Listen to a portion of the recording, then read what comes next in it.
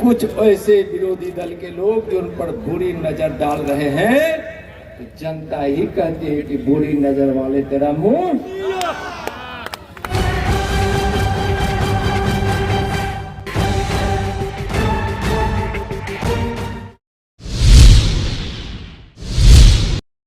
मुजफ्फरपुर में गुरुवार को चांदनी चौक स्थित महेश भगत बनवारी लाल महाविद्यालय के मैदान में जिला भाजपा की ओर से आयोजित संविधान गौरव दिवस समारोह में पहुंचे केंद्रीय गृह राज्य मंत्री नित्यानंद राय का भाजपा नेताओं और कार्यकर्ताओं ने भव्य स्वागत किया।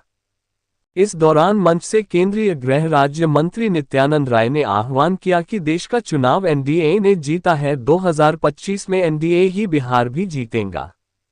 उन्होंने कहा, बहुत अरसे से देश के गरीब, दलित और वंचित समुदाय को इंतजार था कि कोई उनका भी मसीहा आएगा और उनके लिए कल्याणकारी कार्य करेगा।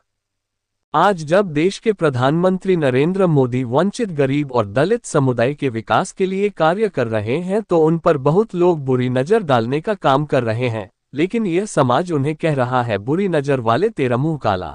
बहुत दिनों से इस देश के गरीब, वंचित, दलित एक सपना देख रहे थे कि हमारा भी कोई मसीहा आएगा और हमारे घर में भी खुशियां आएंगी।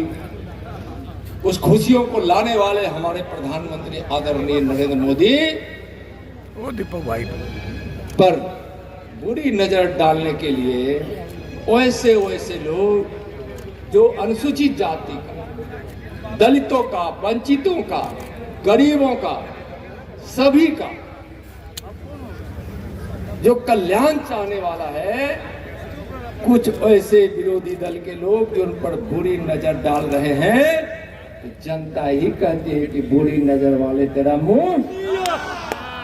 नित्यानंद राय ने सभा स्थल पर बड़ी संख्या में उमड़े दलित, गरीब और वंचित समुदाय के लोगों को कहा कि हम उन्हें बताना चाहते हैं कि संविधान निर्माता बाबा साहेब भीमराव अंबेडकर का अपमान करने वाली कांग्रेस का साथ दे रहे राजद और कम्युनिस्ट पार्टी अब सावधान हो जाए, क्योंकि गरीब, दलित और वंचित समुदाय के लोग इस अपमान का बदला लेने को तैयार है।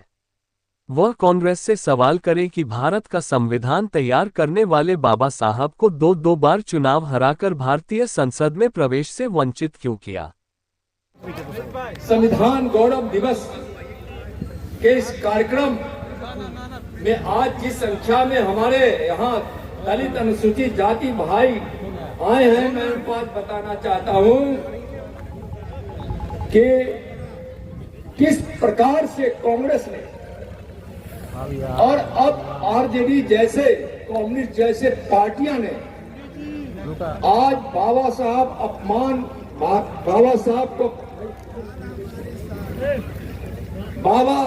अम्बेडकर को अपमान करने वाले कांग्रेस पार्टी को साथ देने वाले लालू जी की पार्टियां, कम्युनिस्ट पार्टियां जो भी हो, सावधान हो जाओ।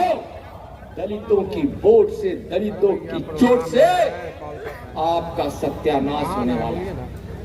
बाबा साहब अम्बेडकर के अपमान का बदला इस देश का गरीब, वंचित और दलित लेगा। आज हम कांग्रेस से पूछना चाहते हैं और आप भी इस बात को पूछिए कांग्रेसियों से, आरजेडी वालों से, कम्युनिस्ट वालों से, कि बाबा साहब अम्बेडकर को 2 बार चुनाव में हरा कर भारत के पार्लियामेंट में कौन नहीं जाने दिया, सीधा सवाल पूछिए। जिसने इस देश के संविधान की रचना की, ड्राफ्टिंग कमेटी के अध्यक्ष थे भारत रत्न भीमराव अंबेडकर जी। कांग्रेस ने प्रत्याशी भी खड़ा किया और जवाहरलाल की बुरी नियत ने उनको हराया भी। बाबा साहब अम्बेडकर के चुनाव प्रचार में खुद प्रधानमंत्री रहते हुए उस समय जवाहरलाल जी, काका कालेकर, जिनकी मैं चर्चा करूंगा, लेकिन आप यह बताइए कि जिस प्रकार से संविधान में इस देश से गरीबी मिटाने की भावना थी, इस देश में समानता के अधिकार लाने की भावना है, जिस प्रकार से इस संविधान में गरीबों को, वंचितों को अधिकार देकर सम्मानित और उसके उत्थान करने की भावना थी, 75 वर्ष आजादी के बीत गए। इसमें अधिकांश समय कांग्रेस या कांग्रेस के समर्थन देने वाली पार्टियों की सरकार रही है। गरीबी एक नहीं मिटी। और गरीब कौन है? हमारे दलित भाई हैं, हमारे वंचित भाई हैं, हमारे पिछड़े भाई हैं।